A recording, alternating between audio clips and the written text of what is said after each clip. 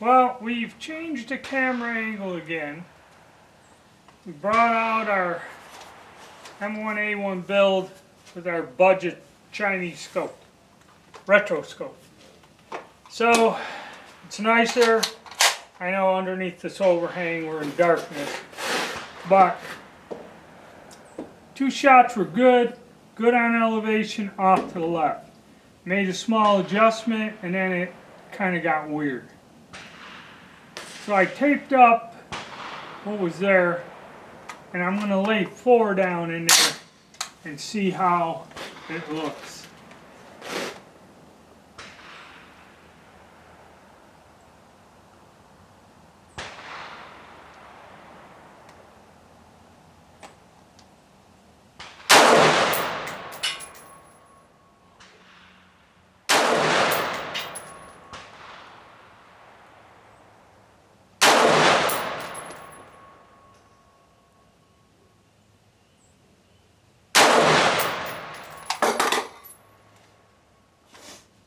Alright, I'm going to go check it out. Alright, so I kind of, again, it's towards the left and then was stringing. Okay, and one went way to the right. So I'm not sure, but it's for a basic combat scope, say out to, we'll take this out 200-300 yards, to shoot at game or a man-sized target. I'm not going to say that it's bad for that. This is not super precision, and I mean the ammo seems to be shooting well. So now I put 8 rounds in, and I'm going to do corner shots, 2 each.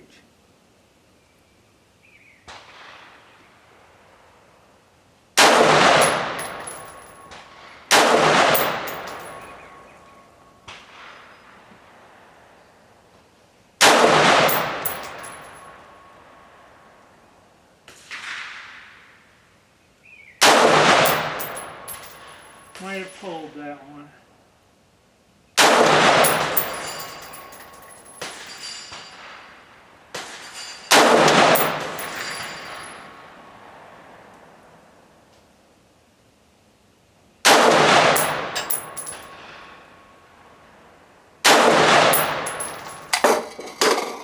Alright, what we're going to do is examine the target back home after we retrieve it, because it's a nice day, it's going to get crowded, and I want to try to zero in one more gun before I get too many people here. So, we went out again with our budget Barska retro m16 scope. And this time, the weather was fair and I wasn't doing too bad, and I tweaked it in, okay? But again, I don't know if my physical condition is just getting worse or what, but the scope doesn't appear to be moving. I mean, I'll show you what happened, and I don't know, okay? But the accuracy I got for what it is, basically a military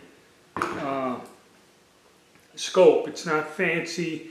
I don't believe it was supposed to be a true sniper rifle, but it does give you a telescopic sight on the gun, which in terms of military usage and war, it's not bad. It's better than not having it, put it to you that way.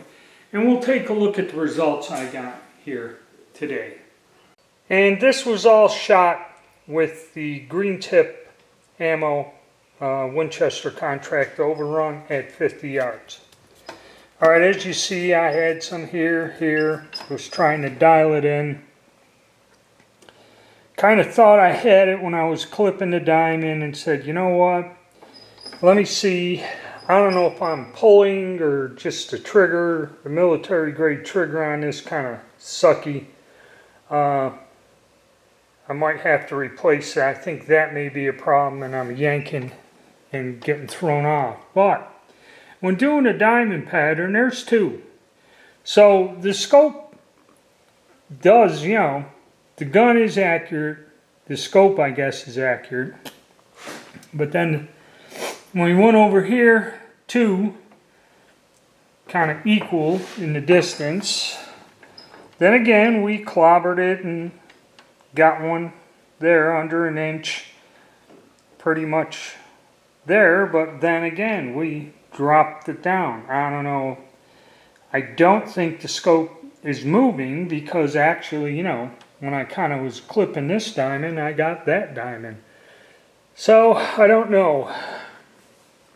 That is a real budget generic trigger in there, and I think I catch myself. Like I said, I pulled one. I believe that was down here or up there. It could have been there. It's like I'm flinching or twisting or something, you know, because the gun is not perfectly set in the rest. In other words, not where there's no movement. If my elbow shifts or something, you know, a little bit, then it'll throw it off. So that's probably what it is. But I wouldn't be afraid to buy one. Okay, put it to you that way. I mean, if I can drop two like that in there, it's well worth the money, you know.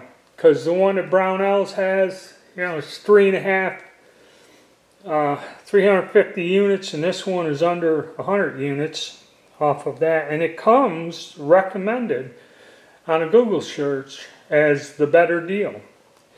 Alright guys, thank you and stay tuned.